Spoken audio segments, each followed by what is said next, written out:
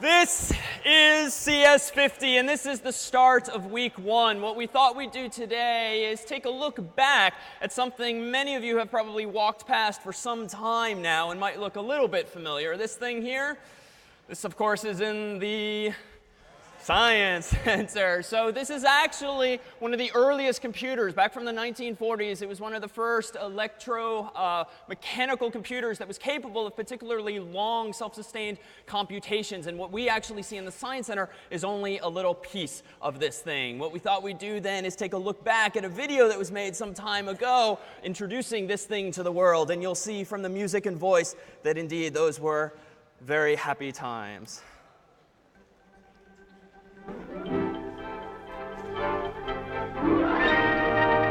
A triumph of mathematical and mechanical skill is this great new automatic calculator at Harvard University.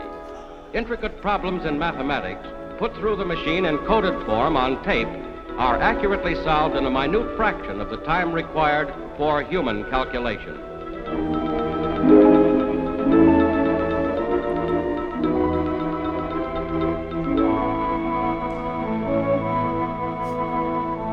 Designed to expedite all forms of mathematical and scientific research, the giant mechanical brain will work for the United States Navy until war's end.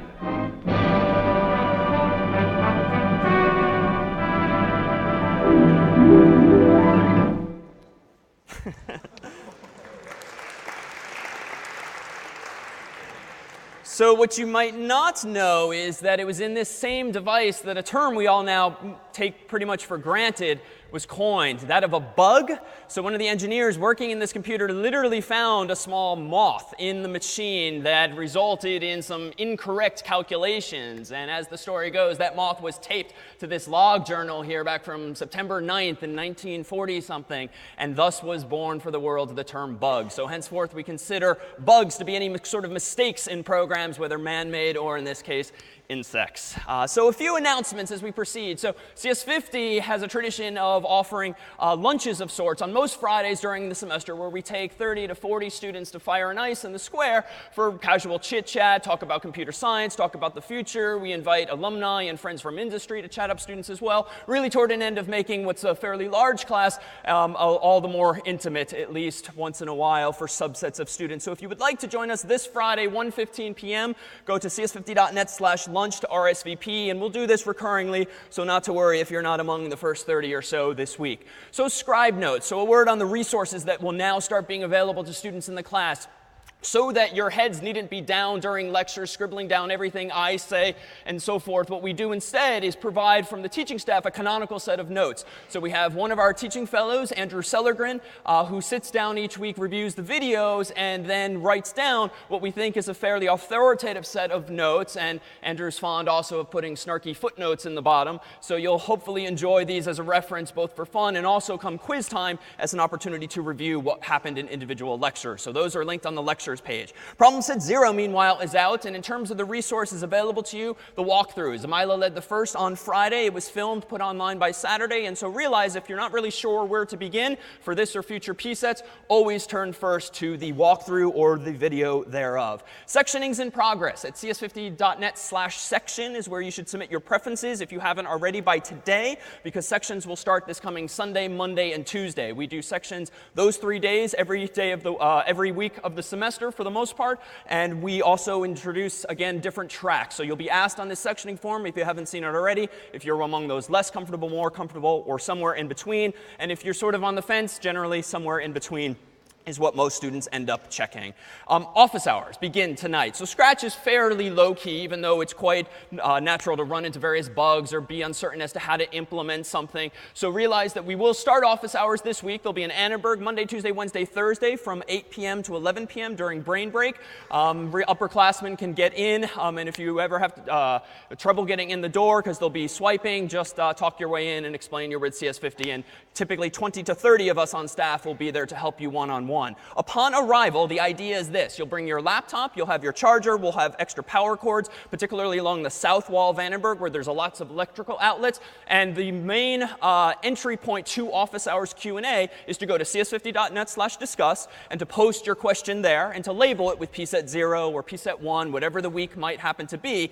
And then what we'll do is have a table of teaching fellows and course assistants, generally 8 or 10 or so of us, going through, keeping a watchful eye on the board and plucking off questions really as quickly as we can, referring you to related posts if you haven't found those yourselves, or online references as appropriate. And then if there are problems, as there inevitably will be, where it just makes more sense to sit down one-on-one, work through a problem with someone, or you just come into office hours really needing that mindset. You don't want to go through the electronic form. You really want to meet with someone, communicate that to us. And what will happen is when your question has been seen by a staff member and we determine, yep, this should be dispatched to one of the 20 or 30 team members here locally, you will see at top left this little enter the queue button start flashing on cs50.net discuss. And this is telling you that you now have been invited, so to speak, to enter the queue. And by clicking that button, your name will then appear on an iPad that the CS50 greeter, one of the course's heads, will be holding near the entrance of Vandenberg. We'll then see, as depicted here,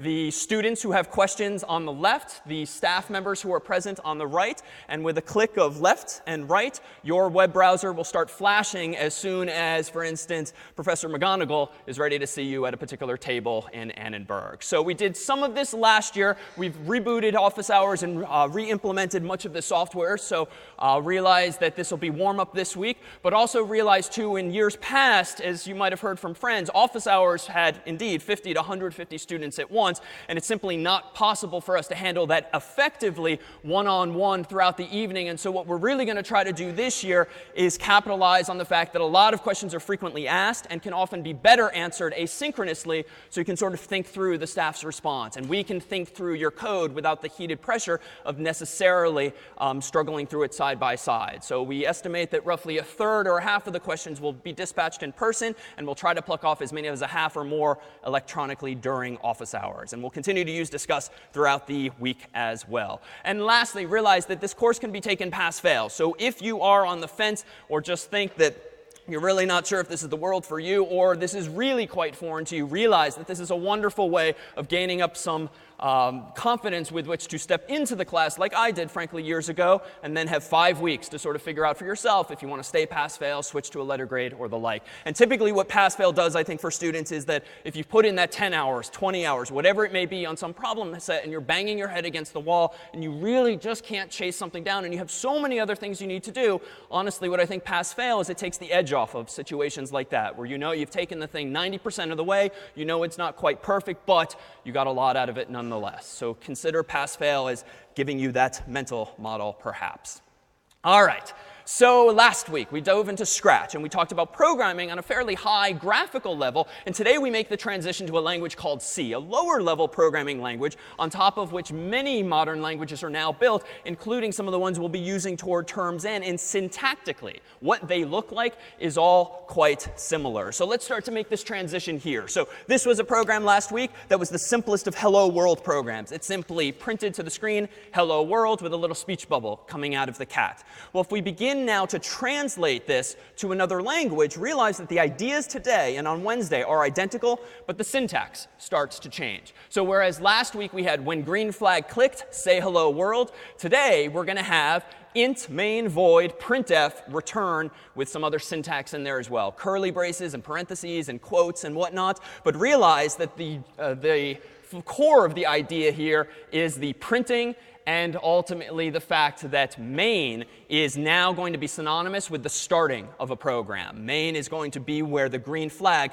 kicks things off. So now let's tease apart some of the building blocks here before we dive into some concrete examples. So we called this a statement last week, whereby it's just an instruction. Do this. In this case, say hello world. Well, in C, if we look at just that line, this is how we're going to start expressing that particular puzzle piece. Printf, quote unquote, hello world, and then a semicolon. And now we'll tease these apart more and more over time, but realize that there's a pattern here. So one, we have this thing called printf, which is essentially analogous to the word say. That's what it's going to do. Printf and f here means formatted. So it just means you can insert various aesthetic details. So quote unquote is the beginning of what we're going to start calling a string. A word, a phrase, a sentence. A string in a programming language is a sequence of 0 or more characters. So HELLO, comma, and so forth is quote unquote a string. And now \n, a little syntactically odd, but we already defined that last week as meaning what?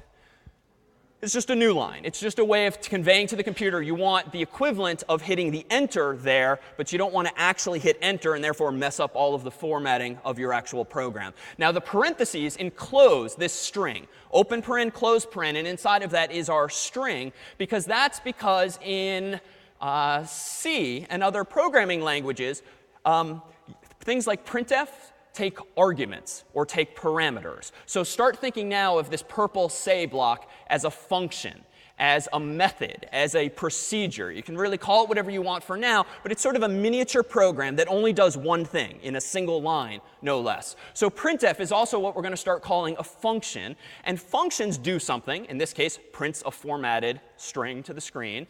But functions also take arguments or parameters. And by arguments or parameters, thank you, we mean that their behavior can be influenced by what you pass in inside of the parentheses. So in this case, Printf needs to be told what to print, and we just pass in double quotes here, the string that we actually want to print. And the semicolon on the very end of this line is just a historical nuisance whereby at the end of most lines of code, you put a semicolon to make super clear to the computer that this line of code ends here. Now, this is good because, as we'll see as programs get more complex, the semicolon will make super clear to us humans and also the computer where lines of code start and end. Realize that some languages don't have some of these same details. And in fact, in JavaScript, you don't always need something like the semicolon, but more on that to come. So loops, we had something like this. Very intuitively obvious, do something again and again and again, like putting on socks or saying hello in this case. Well, starting today in C, we could express this scratch block as while true, printf hello world. So notice we're starting to build on literally the puzzle piece from before. We have the same purple block, but it's inside of this bracketed forever block. And the best way to translate that to C is as follows. There's no forever keyword. You can't just type forever in C. So the closest analog is while. Now, while true seems a little stupid because does the value of true ever change? Presumably not. It's like saying while one, while on, while true. It's all the same thing. True is always the case. So this loop is actually inducing what kind of loop? Just an infinite loop. Right? It's a forever loop, or as we called it last week, just an infinite loop. So sometimes that's bad. Sometimes that's a bug. Sometimes that's why you get the spinning beach ball or hourglass or the like. But in this case, we deliberately, for whatever reason, wanted to print the same thing again and again and again. Or in the case of like a watch, you want to do something again and again and again. So infinite loops might make sense. And this is how in C we might translate forever to code. So now this one's a little more specific. We had repeat 10 times the following statement. So while true doesn't quite work there because true is always true. So if we instead look at the C version, now the syntax gets a little more cryptic. But to be honest, once you start to see this, it all gets pretty familiar quickly. So this is what's called a for loop. A for loop is going to tell the computer, do something again and again and again for as long as these things are true. Now, what do we mean by that? Well, there's 3 parts to a for loop. And we're going to come back to this in context of actual examples in a moment. So don't worry if it doesn't quite sink in out all at once. But int I equals 0 is, long story short, saying give me a variable that's of type integer. So give me a number called I and initialize it to 0. That is, give me like an algebraic variable x and initialize it to 0. But in this case, we've called it I. Then in the middle, it says I is less than 10. That's telling the computer, do the following stuff so long as I is less than 10. And obviously, it starts less than 10 because it starts at 0. Then lastly, you can perhaps guess what I++ means. It's a little bit of syntax that just means increment I. So add 1 to I again and again and again. And so as we'll see, this loop this syntax, rather, implements precisely the same thing that, frankly, in Scratch was just so much easier to express. Repeat 10, and you're done. In C, and in most programming languages, we have to be a little more instructive for the computer and actually specify something like this. But we'll come back to this in other syntax. Well, what about variables? In Scratch, we had something like these orange blocks, where I could declare a variable. Let's arbitrarily call it counter. Let's initialize it to 0, and then let's forever do something. In this case, in Scratch, I'm saying the counter. So the cat's going to have a little speech bubble that's speaking the number that's in this variable. And then we have change counter by 1. So, and all of this is wrapped inside of a forever block. So we already now have the building blocks in C with which to translate this. One way we could do that is this. Give me an integer, call it counter, initialize it to 0 in the first line there. While true, so I'm stealing that idea from just a moment ago, go ahead and do the following. Print out the counter and then increment the counter again and again and again. Or again, plus plus just means add 1 to something. But there is a new piece of syntax here. What's jumping out as not among our previous examples? Yeah, so this %d. So you can maybe infer what this is doing, frankly, based on what the Scratch block is doing. But again, in C, we just have to be a little more particular when it comes to expressing ourselves. So printf, quote unquote, %d \n. Well, most of that we can throw away as familiar. The quotes just means it's a string. \n is just a new line. So the only new thing here is %d. And all that is a placeholder. %d is going to denote a decimal number. And %d means, computer, put a decimal number here.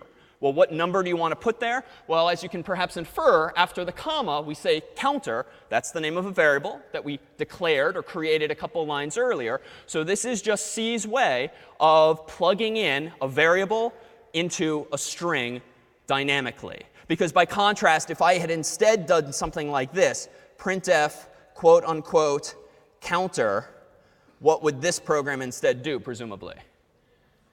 I mean, literally print quote unquote counter, which is not the effect that I want. I need to substitute in some numeric value. So we'll see that functions then like printf can take not only just single arguments like quote unquote hello world, they can take quote unquote comma and then some variables that will get plugged into, as we'll see, the previous string via these %sign placeholders. Well, what about Boolean expressions? Boolean expressions were these values true or false, yes or no, 1 or 0, on or off. So in Scratch, they look like this. And notice that the bottom block here is actually the conjunction of two smaller blocks. So I kind of dragged and dropped 3 puzzle pieces together to make that longer puzzle piece there so that I could convey the idea that I want x to be less than y and y to be less than z. And so I can translate these 2 separate lines as follows. The top one can be very trivially translated to C with just x less than y, maybe with some parentheses for good measure. And then in C, you don't write AND to denote the conjunction of something. You instead write ampersand, ampersand. And as we'll eventually see, a single ampersand happens to mean something different. So ampersand, ampersand just denotes the idea of and. So again, even though this starts to look rather complex, one of the purposes of introducing Scratch, besides just having sort of a fun on-ramp where you can do something that's very graphical and animated and shareable and the like, is also to convey the idea that all of the ideas we start diving into today and onward have been embodied in even that simple interface since day one. What about this one here? So conditions. So the Scratch block on the left there looks a little more complex, but it's just some dragging and dropping of familiar pieces. If x is less than y, say so. Else if x is greater than y, say so. Else, we can logically as humans infer that they must be equal, so say that they are equal. Now on C on the right, same exact thing. And notice that the curly braces are going to be a feature of C in other languages that do this sort of encapsulation. Just like the if block is this yellow thing that's sort of grabbing the purple block inside of it. Similarly are these braces, these curly braces, meant to conjure up that same idea of embracing one or more lines of code that are indented inside of them. So on the right-hand side here, if x less than y, printf x is less than y. Else, if x is greater than y, print out the same. Else, print out that they are equal. So in short, there's a fairly direct mapping or translation of the language we've seen thus far, including for some of the more sophisticated features. So you might not be using this for your project or might not be using this for your project this week, but we have these things called arrays in C. In Scratch, they're called lists. And we saw these with the Fruitcraft RPG last week, the little blue guy that was walking around picking up cherries and oranges and the like. Well, in Scratch, that was implemented with this orange block. that contains words. In this case, we're literally adding quote unquote orange to a variable called inventory. So in C, this syntax is going to get a little more cryptic, and we'll come back to this next week and do more interesting things in the world of cryptography with it. But at the bottom here, these two lines essentially translate to what we're doing in one scratch block up there. But more on that to come. So putting it together, here is a program in C. So let's quickly tease apart some of the pieces of syntax here, but then let's actually start writing some code, familiarize you with some of the tools we'll be using, and see if we can't build on now some of these basic building blocks from last week, now syntactically in C. So at the top here, this is perhaps one of the most boring programs you could write in most any programming language, but it sort of has special meaning because it's the canonical program that any computer scientist writes when teaching someone a programming language, a hello world program. So at the very top, we see this notion of sharp include, and then in angled brackets, standard.io.h. We're going to come back to that, but really what that means is that there is a file in this world called standard.io, stdio.h, and that's just a text file that someone wrote years ago. And inside of that text file are a whole bunch of functions or methods or procedures that someone else wrote that we are the beneficiaries of because we can now use that person's code, the functions he or she wrote. In this case, Printf is not something that I wrote. It's not something that CS50 wrote. It's something that someone wrote years ago and put in a file called standard.io.h, and then, as an aside, put another part of the function in another file. But we'll get there. So include standard.io.h is just our way of saying in C, give me access to functions that someone else wrote. And in this case, I care because I want printf. Now we get int main void. So this is one of these things, frankly, that on day 0 pretty much have to kind of zone out because it's just not interesting intellectually, some of the syntax. But for now, know that functions, otherwise known as procedures or methods, generally produce some value. They do something. They come up with an answer. They produce output. So int next to main is just our shorthand way of saying that this function, this procedure, is eventually going to give you back a number. And why that is, we'll come back to. Main is just the default world standard for the default function that's going to get executed in the C program when you run it. Void just means this thing, main, takes no arguments in this case. So I'm being super explicit. There's no strings in there. There's no commas. Void means no arguments to main. Now, lastly, thankfully, the last two lines are familiar. Inside the curly braces, we have a printf and we have a return. And the return is kind of unfortunate that we have to put it there because in this case, it's not doing all that much of interest. But in a computer program, when a function returns 0, that means all is well. Nothing went wrong. By contrast, if a function returns 1 or -1 or negative 1,337 or some random numbers like that, that generally means that an error actually has occurred. So if you're on your Mac or your PC, if you've ever saw some annoying message because your computer has crashed or frozen and there's a cryptic error message and then some code, like system code 1234, some number, that generally is a unnecessary detail to tell most of us humans, but that is what some function or some program has actually returned, a non-zero value. And the benefit of this is that 0 means all is well, and then you essentially have an infinite number of things that can go wrong, which is why they chose 0 for good and a non-zero value for bad, as we shall soon see. So let's go ahead and write this. So recall that the other day I used my Mac to open up a terminal window, and then I opened up a text program like TextEdit, and I started writing some code. Well, that's fine, but your experience is going to be different on a Mac or on a Solaris computer or a Linux computer, whatever operating system you happen to be using. And so in the course, what we instead use is something called the CS50 appliance. So the CS50 appliance is a downloadable piece of software that allows you to run an operating system called Linux, specifically Fedora Linux, on your own Mac or PC.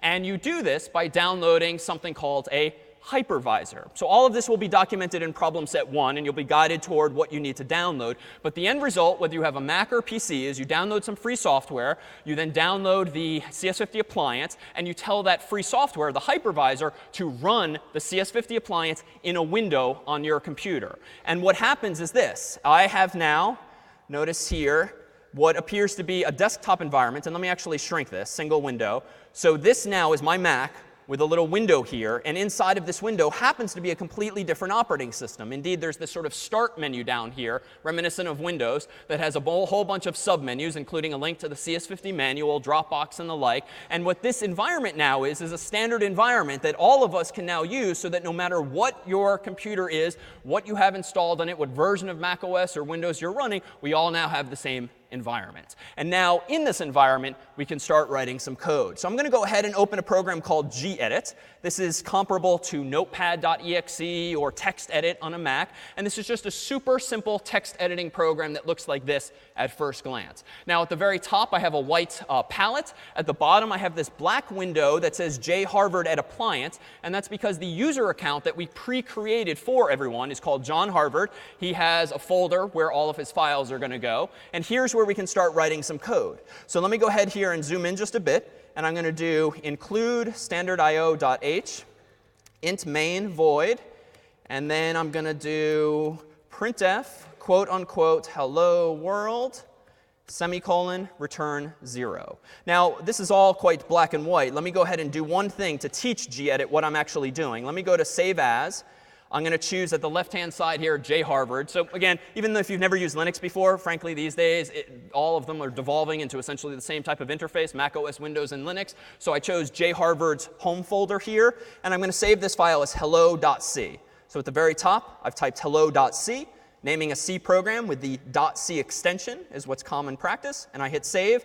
And now what's nice is that I've effectively taught Gedit that this is a C program. Notice that my black and white text is now color-coded or syntax highlighted, which just draws my attention to the different semantic parts of the program. At the top left there, as my programs get more complex, I'm going to have a summary of all of the things I have written. So that's it up there. So let me now zoom out and go down to this terminal window. So this is perhaps new to many people. If you've never used a command line environment, you've never used DOS, or you've never used Linux, or you've never opened your Mac OS terminal window, there's a lot of things you can do with the GUI, such as pointing and clicking and dragging and dropping and the like. But generally, certainly in the world of computer science, using a command line where you don't have a mouse generally, you only have your keyboard, is actually a lot more powerful of an interface once you get acclimated to the various commands and you sort of free yourself of needing to point and click at everything. So in Gedit, we'll sort of have the best of both worlds. We can drag and drop text. We can see it nice and color-coded. But when it comes time to run our program, we'll sometimes just use this small window here. So I'm going to go ahead and do this. In the bottom black and white window, I'm going to go ahead and write clang. And clang is the name of a compiler. It's a program that converts my source code into object code, zeros and ones, that we saw briefly last week. Recall from last week, we promised that we were going to go from something like this. We needed to be something like this. And this is certainly not something a human's going to do manually. So instead, we're going to use a program. And that program in this case is called clang. And the name of my program is hello.c. So in order to compile hello.c from source code into object code, or zeros and ones, it should suffice to just do this and hit enter. OK, nothing seems to have happened, but I know now, or from last week, that the default name of a program when written in C is foolishly called a.out. It's the most uninteresting name you could come up with. A is the first letter of the alphabet. Out is what was outputted, but so be it. This is my program. And now /, as we'll see, is actually just a sort of security feature. Because a.out is a program I wrote. It didn't come with my computer. It's not in program files. It's not in Mac OS's applications folder. I need to be super explicit with the computer and say, this program, a.out, is in the current folder, the current directory. And the way you represent this in an environment like this is dot represents whatever folder you are currently in. And so // just means run a.out in the current folder. And I run this with enter, and voila, my very first program. Now let me take a step back. This window's a little small, and realize at the bottom left of the appliance here is another icon. One is Chrome, which should be quite familiar, just a web browser inside of the appliance. And this black and white icon is just a bigger terminal window. So if it gets a little annoying to sort of have just this tiny little slice of a window with which to interact with programs, we can instead do this. And now let me start typing a few soon-to-be familiar commands. ls.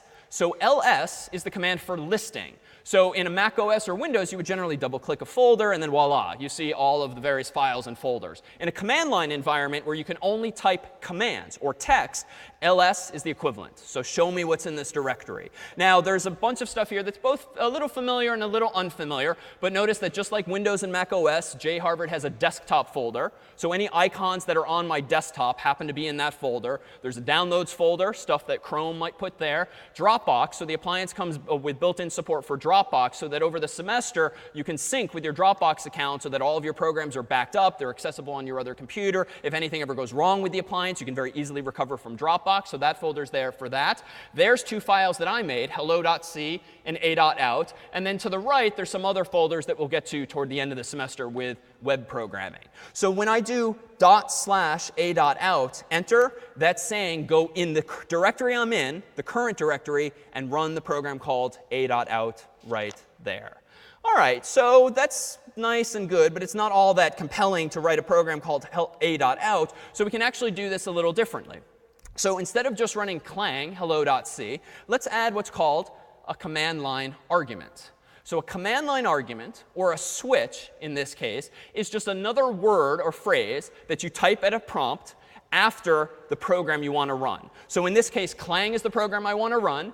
-o means output a file that's no longer called a.out, output a file called hello, and do so by compiling the last word on the line, hello.c. So in short, this is a very marginal improvement whereby instead of having the stupidly named file a.out, I can now do clang -o hello, then hello.c, and then hit enter. Nothing seems to happen. But again, much like with 0, when nothing seems to happen, that means nothing wrong happened. So let's do ls now, enter. And indeed, I now have a hello program. So if I type hello now,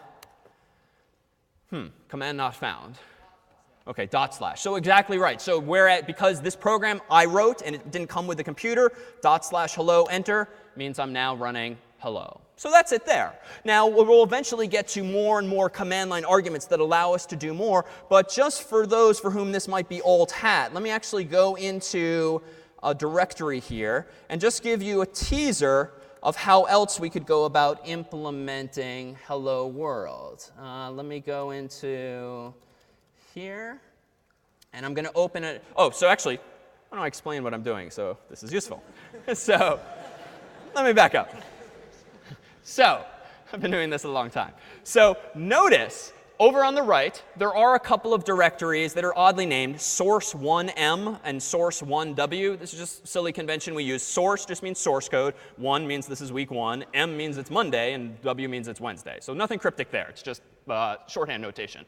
So if I want, these blue things are folders, otherwise known as directories. I want to go into that folder now. And on a normal computer, I could just double click on a folder icon and there's all my files. But in a command line environment, I can't quite do that. So instead, I have to change directories manually. So if I type cd and then source1m, enter, notice that my prompt, the thing in white at left, just changed. And so indeed, when it just said parentheses and then the little squiggle, the tilde symbol, that just meant I was in John Harvard's home directory, his My Documents, his personal files. But now, in parentheses, it says tilde/source1m. This just means I'm in a folder called source1m that's in John Harvard's home directory.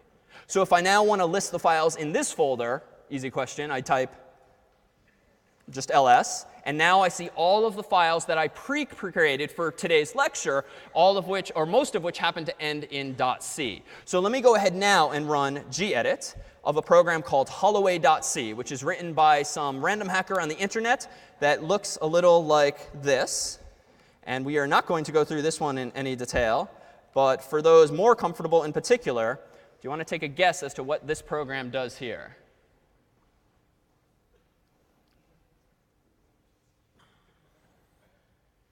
Rest assured, whether you're less or more comfortable, we're not even get to this sort of thing by the end of the semester. This is what's an example of an obfuscated C contest, which means write the most cryptic looking program you possibly can to outdo other smart people who are similarly trying to write things and show off that they can write more cryptic things than you. So this is not an example of a well-written program from the perspective of style. This is an example of a program that wins a contest for people trying to be vague and abstract. So if we run this thing, let me go into my terminal window, so to speak. So this black and white environment is called a terminal window generally. Let me go ahead and compile it. I'm not going to use Clang because this program is a little cryptic and it needs a different compiler, one called GCC. But it does the same thing. It takes source code to object code. And now if I run a.out, that program you just saw does this. So that fellow that year won that contest. Anyhow, we're not going in that direction per se, so let's actually try to now tease apart what we can do with these basic building blocks to make more and more interesting programs. So we've written a program, we've run a program, now we can actually simplify and no longer have to write the word Clang at the prompt. It turns out as our programs get more cryptic, we can, or more complex rather, we can actually run this command. So let me go back to my home directory, so to speak. Let me remove. rm is the remove command. I'm going to remove the file called a.out and hello.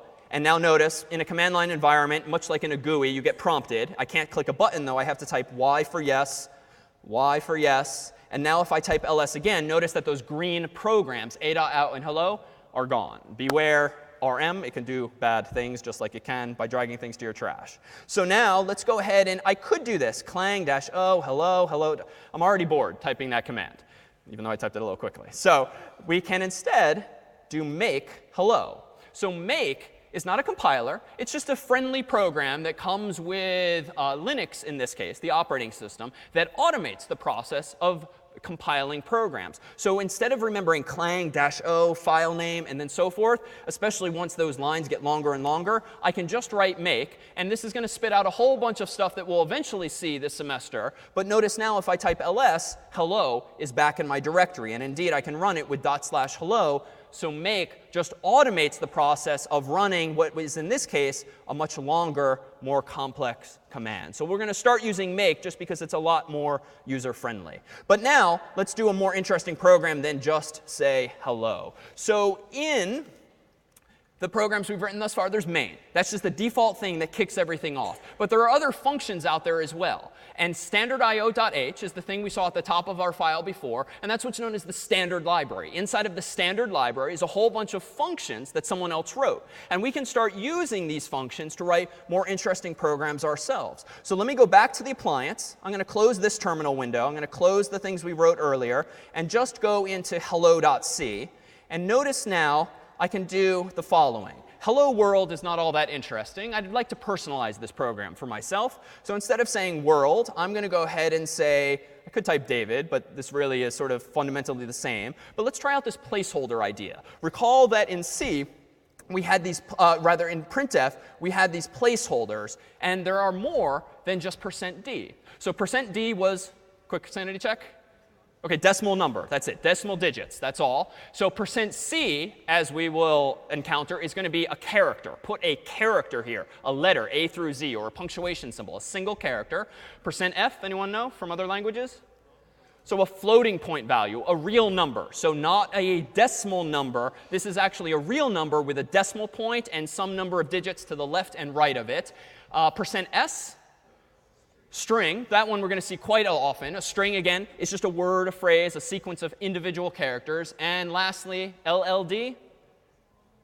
So this is more of a corner case, long decimal. So if you want not just a number that's this big, you want a bigger number, you're going to have to specify to the computer that it's of a particular size. So let's tweak this a little bit. Rather than just hard code in David, let me slightly dynamically say %s. So put %s here, which is a placeholder for a string. Then let me do comma. And then quote unquote David over here.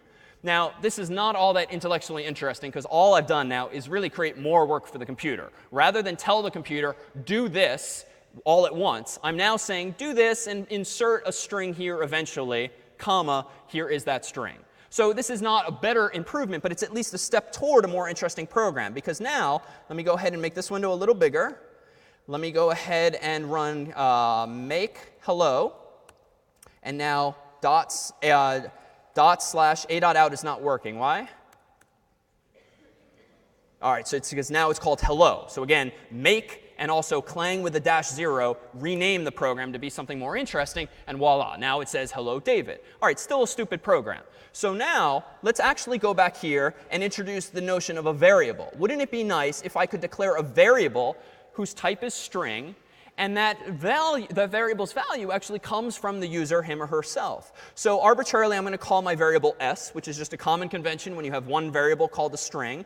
I'm going to do equal sign, and then I'm going to call a function called getString. So getString is not something that comes built into C. It's a function that the CS50 staff wrote really just for these first couple of weeks to simplify the process of getting user input and producing, getting user input in the form of strings or numbers and such.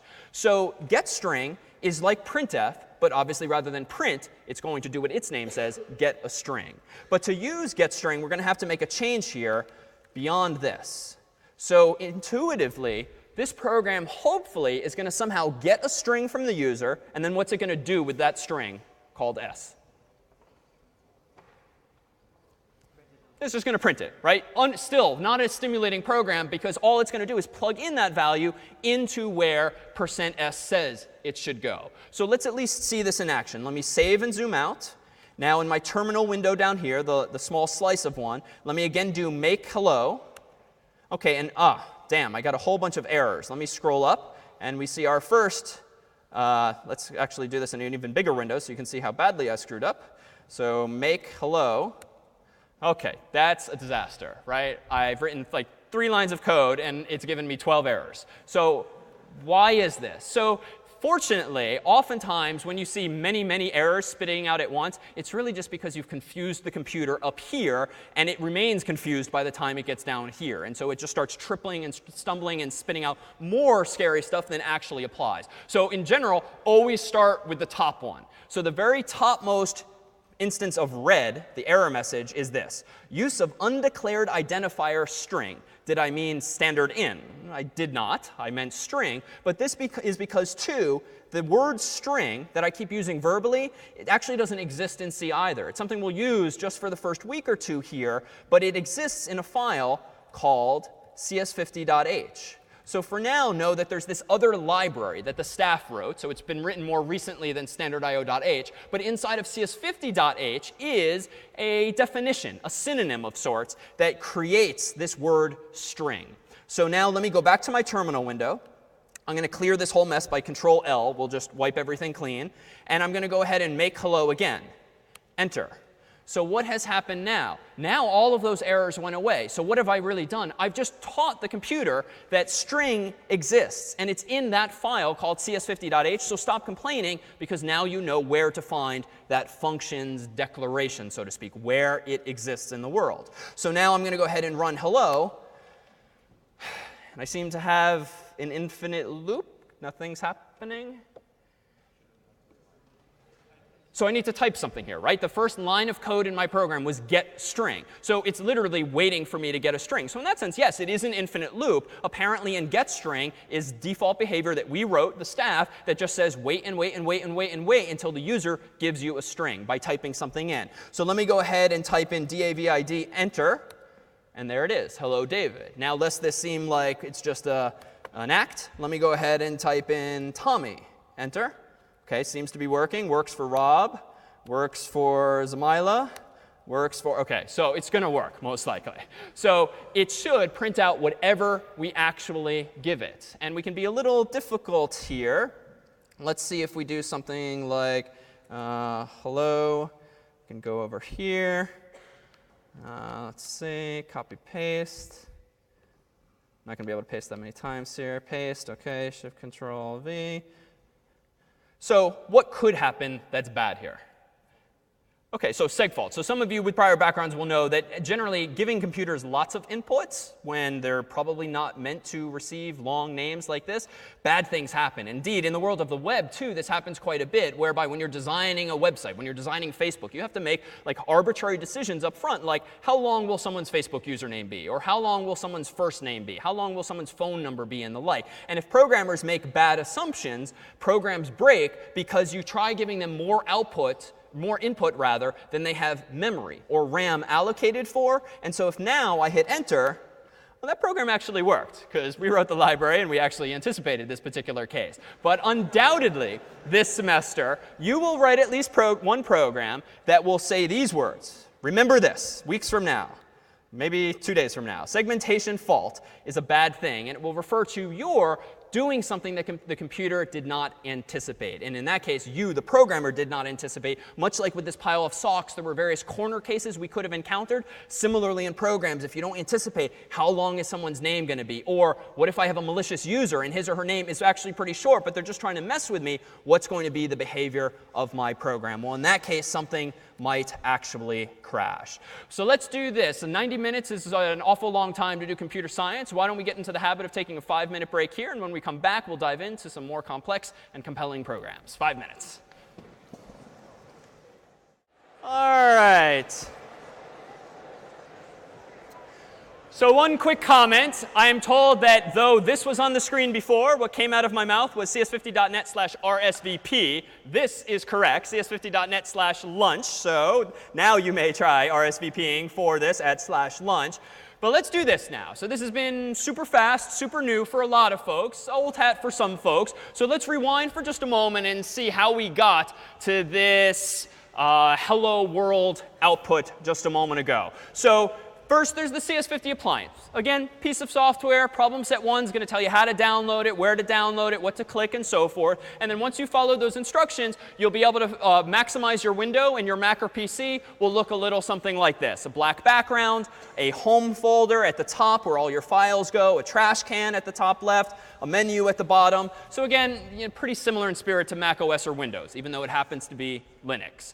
So what did we next do? Well, we started writing programs. And recall from last week that all it takes to write a program is a simple text editor, like Notepad or TextEdit. Frankly, you can even use Microsoft Word, but bad things will eventually happen because that's a very heavy-handed solution for writing a program. And plus, it'll save it in the wrong file format. But it's just a text editor, or a word processor is all that's needed to write a program. So in the CS50 appliance, we can do this in one simple way. We can just click on this icon at bottom left. And again, problem set 1 will advise you of this. And then voila, you get this black and white interface where we can start writing code.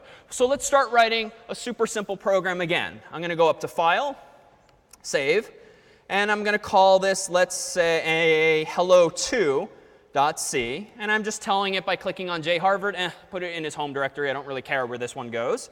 And then Save. And now I can start writing my program. And I recall from earlier that I have to write int main void.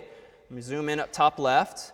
And then I want to say printf take 2. And now a new line, close quote, close parenthesis, semicolon.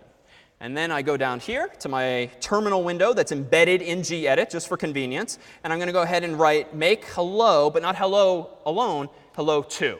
So my file is called hello2.c. My file, therefore, should be called hello2 in this case. Damn it. What did I do wrong? All right, so I clearly omitted a line if you recall what previous programs look like. But let's see if we can't tease this apart. Unfortunately, most people who write the programs with which we write programs don't simplify things all that well. So we have to kind of skim over what doesn't quite make sense here and see if we can figure out what's wrong. The very first line there says, implicitly declaring C library function printf with type int. OK, I understood part of that, but it seems to be alluding to the fact that I used printf wrong somehow. And in what sense is it wrong? Well, I just didn't teach the computer that it's in a file called standardIO.h. Now, I only have to just memorize now that printf is in standardIO.h. And indeed, there'll be other functions in that same file that we'll get used to. So now let me go ahead and hit Control L to just clear that away. Rerun make hello2. And voila. And this command, again, more complex than we'll explain for today's purposes. But it did run clang. And clang takes source code and spits out zeros and ones. And those zeros and ones in this case are called what? OK, object code. And the file that they're in is called, so hello2 in this case, because my text file was hello2.c. Enter.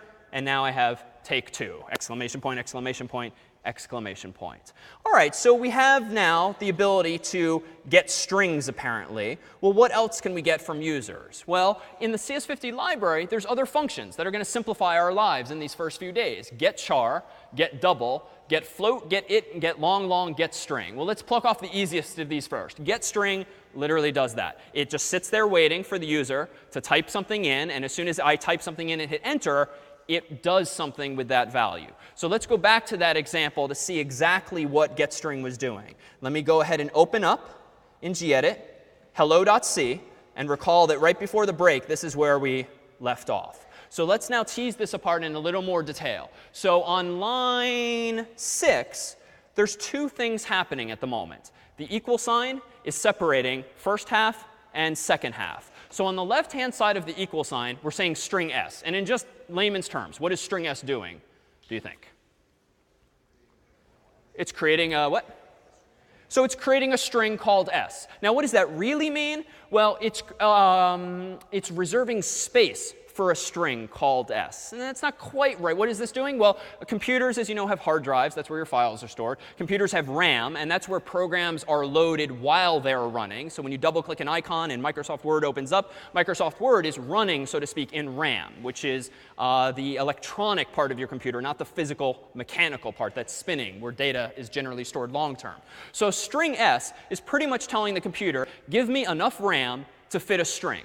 Now, that's a bit of an oversimplification, because how big is this string going to be? Well, we actually don't know yet. So in the weeks to come, we'll actually pull back the layer that is string, and we'll tell you what it really is. String for now is just a nice simplification of our world. But string s declares a string called s for now. Declares a string. It reserves some space in RAM for the string the user is about to type. Now let's look on the right of the equal sign. So it says Getstring, open paren, close paren. And a little sanity check. The fact that there's nothing inside of the parentheses implies what about Getstring? Takes no arguments. That is, you cannot influence its behavior in any way. Every time you use it, it will get a string, and that's it. By contrast, Printf, hopefully its behavior does change every time. Otherwise, it's a pretty useless printing function if it does the same thing, if it always prints David or something arbitrary all the time. So printf makes sense to have an argument. GetString doesn't really need an argument, because I want it to get a string from the user, and it's the user who's going to supply the dynamism by typing in different letters each time at the keyboard. So what does getString do ultimately? Think of it as this little black box. And this black box takes no input, but when you bang on it, it spits out a string that the user has typed in. And the fact that there's an equal sign there means take what is spit out on the right and store it inside what's on the left. So equal sign here, it actually doesn't mean equality. It rather technically means assignment. Take the value on the right and put it in the variable on the left. So that's all that's happening there. Now in line 7, we're calling printf. So printf hopefully is getting a little boring by now. So print a formatted string. What string? Print out, quote unquote, HELLO, comma, %s, exclamation point, new line. All right, so what do I want to plug in for %s? Literally whatever is stored in s. So in this case, little sanity check, how many arguments does printf take? OK, I heard 1. I heard 1 again. 2, I heard 2. And how about 3? OK, 3. Excellent. 3 possible answers. Only one of them is correct. So arguments, again, influence the behavior of a function. In the past, printf did only take one argument. Quote unquote, hello world was a single argument. However, now, notice where this comma is. This comma is outside of the quote unquote, which means, hey, printf, here comes a second argument. So commas in most programming languages separate multiple arguments. Now, so the answer here is definitely not 1, because there is this comma. So minimally, printf is apparently taking 2 arguments this time. But the opportunity for a trick question here is, what about this comma? Does this imply that there's actually 3 arguments? This, and this. So no, because that comma is inside of the quotes, which means it's really just an aesthetic of English. It has nothing to do with the number of arguments in this program. So this comma is outside of the double quotes. And then return 0. For now, let's just sort of take this one on faith for today and just know that when functions are done executing lines of code, they should generally return some value. In this case, just because main must return an int. That's just the way the language C works. So because nothing went wrong, feels like this program's fine, I just hard-coded in return 0. But in contrast, and I'm going to write this in pseudocode now, much like Joseph did when we did the sock example last week, if something went wrong, this is not actual code, went wrong, then return, let's say, 1, else return 0. So this is where we're going with this. This is not actual C code, just pseudocode. But this is how you might return different possible values. But for now, I'm just going to go ahead and return 0. All right.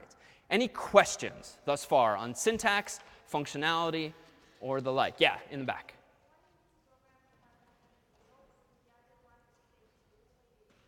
Can you speak a little louder? Why did this program return 0 and?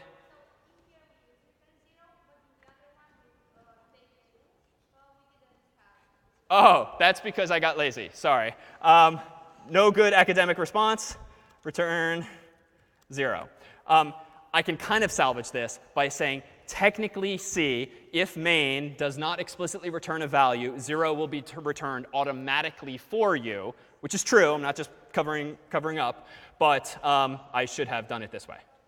No interesting takeaway than that other than my mistake. Yeah?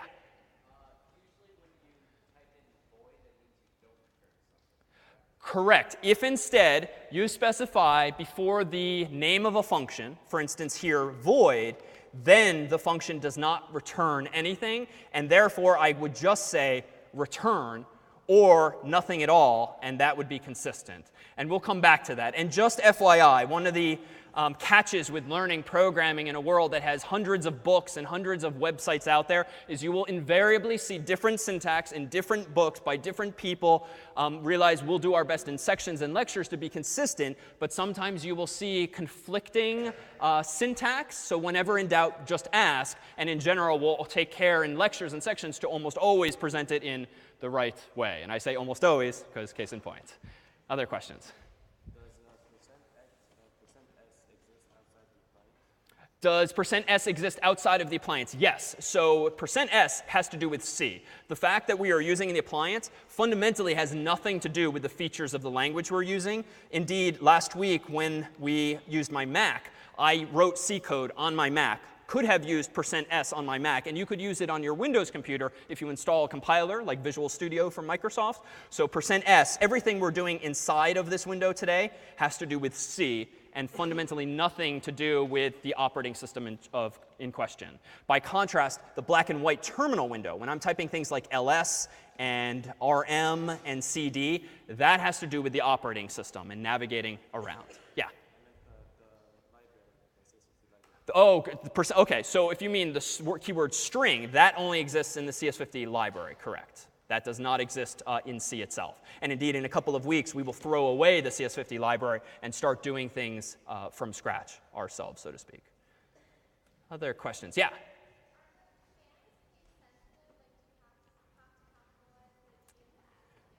Good question. Are the commands case sensitive? And let me make a distinction here. So commands are generally the things we'll write at the bottom of the window, in the terminal window. Anything up here would be statements or C code. But in both cases, the answer is the same. Yes. Both of these environments, the C code at the top and the operating system command line at the bottom are case sensitive. So you must capitalize Getstring with capital G, capital S. You must write Printf in all lowercase. You must type ls in all lowercase. So in almost every situation this semester, case will in fact matter. Yes? What if you type make hello, but you have something in hello.c and hello.d? So OK, what if we had a file called hello.d? So it turns out D is a programming language. And so in some cases, we could actually write a program in that file and have it compiled in that fashion. We can. And actually, short answer is I don't know. So we're going to do this. Let me go ahead and create a new file. And the spin here, honestly, in general, is whenever in doubt this semester and you have your appliance or computer open, go ahead and try something. So I'm going to save a file called hello.d. Save this. And I'm going to run make hello, enter. It seemed to infer that C was more likely than D in this case. Other questions? Yeah?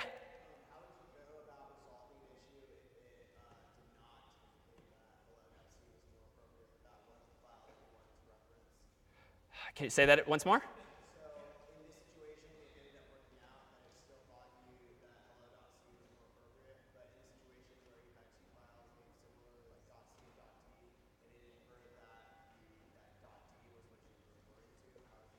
how would you go about diagnosing that or troubleshooting that? So most likely, because they're different languages, most likely you would get a completely different program outputted. You would get completely different error messages. And also, just in terms of design, it would arguably be a poor design decision to be writing two different languages with almost identically named files in the exact same directory using an automatic tool like make. So I can also push back and say, in 15 years of doing this, never made that mistake. Could happen, but there's just various, I think, logistical defenses in place, plus the error messages that would ensue that would eventually reveal what the issue is. But a possible corner case. All right, so let's introduce just a couple of other features here now so we can start building up into more and more complex programs. So first of all, math. So math examples are just kind of easy in the first week. This is not to say that like all programming is about mathematics. Certainly understanding various features of mathematics. Algebra in particular is quite relevant here. In higher level CS classes, linear algebra, calculus, and the like. But realize most of what we'll do this semester reduces not to math, and certainly not to arithmetic per se, but really to just logic and to careful thinking. And so this linkage that computer science has long had, especially at the high school level with mathematics, is a little misleading because most of the programs that we'll write really are sort of higher level and focus on solving problems that sure might use some addition, subtraction, and various mathematical formulas or the like. But at the end of the day, it's about thinking and not just implementing what you might have done on like a TI calculator in high school. So with that said, let's now do something with these mathematical operators that do exist so that we can trip over some of the underlying aspects of programming, or in this case, C. So there are, as the CS50 library suggested, and today we're only using Getstring and in a moment perhaps one other function, but there are different data types in a computer. At the end of the day, computers only know zeros and ones. But recall that last week we talked about the binary system and representing numbers, like the number 0 and 1 and 2, all the way on up to 8, as in Nate's video. And then we can count much higher as we did on stage here. But if you want to count but if you want to represent not just numbers, but letters, we, the humans, have to come up with some arbitrary conventions, whereby if at the end of the day all my computer has is the ability to express zeros and ones, well, we'd better start standardizing patterns of zeros and ones that represent different things. A pattern of zeros and ones that represents the letter A. Patterns of zeros and ones that represent the letter Z. Patterns of zeros and ones that represent the color blue or red or the like. We need to use all of these zeros and ones to express ourselves in different contexts in different ways that aren't necessarily numeric. So in terms of representation, C has different data types. And we've seen one of these so far. We saw int. And notice what's not on the screen right now is string. String does not, in fact, exist in C. Again, it's a simplification we're presenting for the first couple of weeks. A char is an individual character. A float is a real number with a decimal point and numbers to the left and the right of it. A double is what? For those with prior background. So a double is twice something. It's twice as much precision. So what does this mean? So in each of these cases, the world has sort of standardized how many bits are used to represent each of these things. So if you've watched Nate's ASCII video already for part of P set 0, or later this week you'll probably know that ASCII character representations use how many bits? And you might even remember from our demo last week of how many people were on stage. So 7 or 8 typically. So generally 8, and there's something called extended ASCII that uses all 8 bits instead of 7. But in general, we talk in units, powers of 2. So in this case, 8. So a char in a programming language is usually 8 bits. So an int is generally 32 bits. A float is generally 32 bits. A double is generally 64 bits. And what does that mean? It means you can represent bigger numbers, or in the case of real numbers, you can have a lot more numbers after the decimal place, a lot more precision in that case. Now, a long is unfortunately named. So there's an int, which is 32 bits. There is a long, which is 32 bits. And a long, which is 64 bits. However, some of those are context sensitive. It depends what kind of computer you have. So in general, we'll specify in a homework or in a quiz when it actually matters. But the point is, there's all of these different representations here. So let's actually dive into a program. Rather than write this one from scratch, let me go ahead and open up from today's source code, all of which is online. If you want to tinker around online or return on Wednesday with the appliance on your computer, instructions for which we'll link on the course's homepage. Here's a super simple program, but it's got a little something new at the top that we didn't have before, a whole lot of blue lines of text. So these blue lines represent comments. So it's quite useful in a program to be able to write some comments to yourself or to colleagues or friends or teaching fellows that sort of describe what's going on in this file, but have nothing to do with C code itself, nothing to do with the program functionally. It's just aesthetics. So the way you do this in C is you generally start your comments with /*, and you end your comments with */. And if you're really anal and like to draw sort of pictures, then you'd put a whole lot of stars and you make a little box like this. But none of that matters. The only thing that matters is the very first and the very last. This is what's called a multi-line comment. And it's just human convention to often do the stars and box things in like this if you have a lot of free time. So after you've written some comments, generally come the actual guts of the program. Here's our familiar include standard io.h. And just quick, this is necessary or not necessary? So it's actually not necessary. So why, though, is it not necessary? So there's no printf. Indeed, all we're doing in this program is mathematics, so I can actually delete that. So you don't always have to include anything at the top of a program. So let's simplify this a bit. And now notice what this program does. Not much of interest. Int x equals 1. Well, what is this doing? Well, think back to the mental model from before. The left-hand side of this expression does what? Creates space for an integer. So how much space? Well, we happen to know now that it's 32 bits. Previously, a string was technically 32 bits, but more on that in the future. But an int is 32 bits. So this expression on the left here, int x, just says, hey, operating system, give me 32 bits of RAM, otherwise known as 4 bytes of RAM, so that I can put an integer inside of those in that space. What integer do you want to put? Well, just the number 1. Int y gets 2 does the exact same thing. Even though the number is bigger in terms of its magnitude, the number itself is still just 32 bits. It's just the pattern of bits is different to represent 1 versus 2. Int z now says, give me another 32 bits, call it z, and put the summation of 1 and 2 in there so that now z is presumably storing the value 3. And then return 0. Now, this program, does it do anything of interest? So it actually doesn't do anything interesting in any sense because why? It's doing some math, but it's not returning the answer, right? It's returning 0. It's not printing the answer. So this program is fundamentally worthless as it stands now. It's doing some work. It's going to take some number of seconds or microseconds to run, but it's not actually doing anything useful for the human. So let's actually now open Math 2, where now I'm actually printing the result. So this too can be inferred from our previous examples. If I want to do some simple mathematics, int x gets 1, y gets 2, z is 1 plus 2 now. What is this going to print out, obviously? Just 3. So a little quick sanity check. Let me move into this directory. So cd source 1 Monday. Let me go ahead and type make math 2. No error messages came out. So let me run not a.out. Let me run math 2. Enter. And indeed, it printed out 3. Well, let's take a look at a variant of this. In math3.c, we now have this example here. So this one's kind of interesting. So in this one here, answer is going to get 1 divided by 10.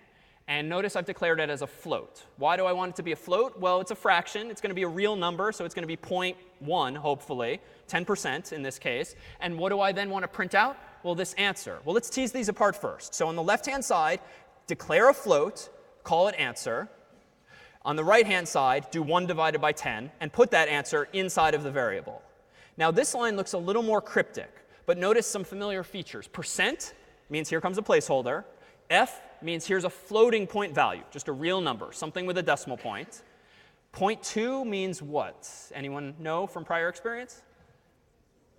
2 decimal places. So we've not seen this before, but it's just a way of exercising a little more control over printf and saying, don't give me like 30 decimal digits, or 30 points after the decimal point. Instead, give me just 2.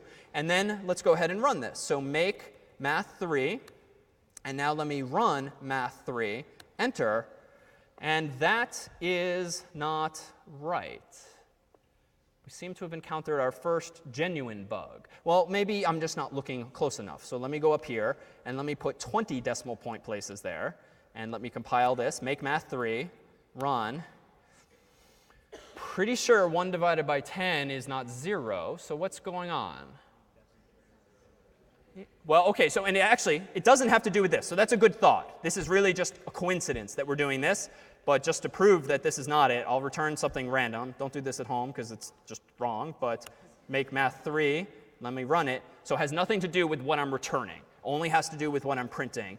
But I heard it down here. What?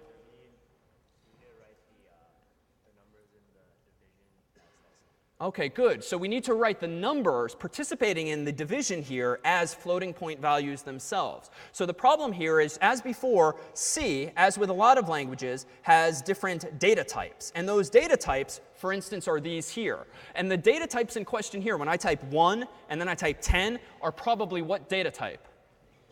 So it's probably an int, right? It's definitely not a float because there's no decimal point or anything like that. So really, I have an int divided by an int. So the interesting thing about math in a computer is that if you're doing division using integers, 1 divided by 10, yes, is 0.1. However, when you're dividing an integer by an integer, the answer has to also be an integer, just because, for now. And what's the implication then? Well, if the answer is 1 divided by 10 equals 0.1, what the computer is going to do is, I have no idea how to represent 0.1, because that's a floating point value, not an integer. It's going to chop off everything after the decimal point and just show you the 0 at the beginning. And the fact that it's printing as a floating point value is just an aesthetic thing. That's because I'm forcing the computer to print this as a floating point value. And indeed, I've declared it as a float, but the math is happening over here. So let me actually fix this in one pretty easy way. Why don't I just do 10.0 and 1.0, although technically I could get away with just doing one of those. Now let me go ahead and make math 3. Let me go ahead and now run math 3. Enter. And now, oh boy, now we have a new problem altogether. So better, right? We're closer to 0.1, but what clearly is wrong here? Unless we've been lying to you for years, right? 1 divided by 10 is actually not quite 0.1.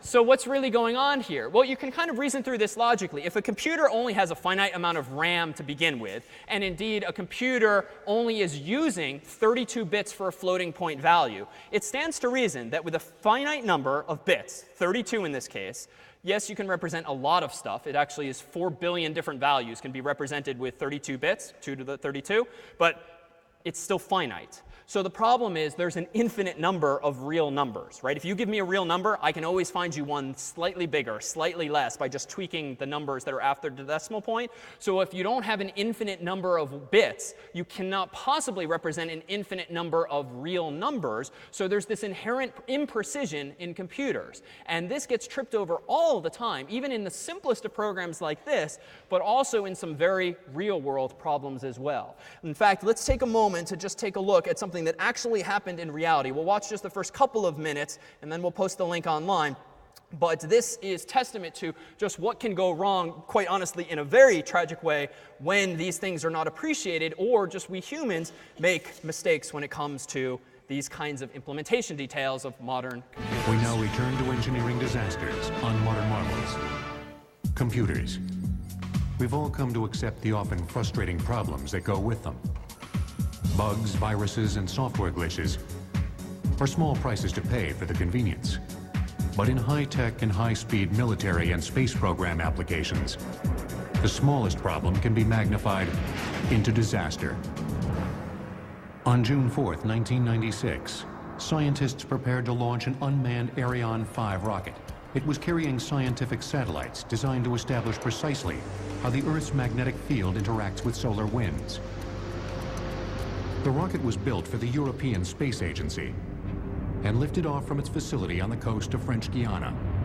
At about 37 seconds into the flight, they first noticed something was going wrong, that the nozzles were swiveling in a way they really shouldn't. Around 40 seconds into the flight, clearly the vehicle was in trouble, and that's when they made the decision to destroy it. The range safety officer, with tremendous guts, pressed the button, blew up the rocket before it could become a hazard to public safety.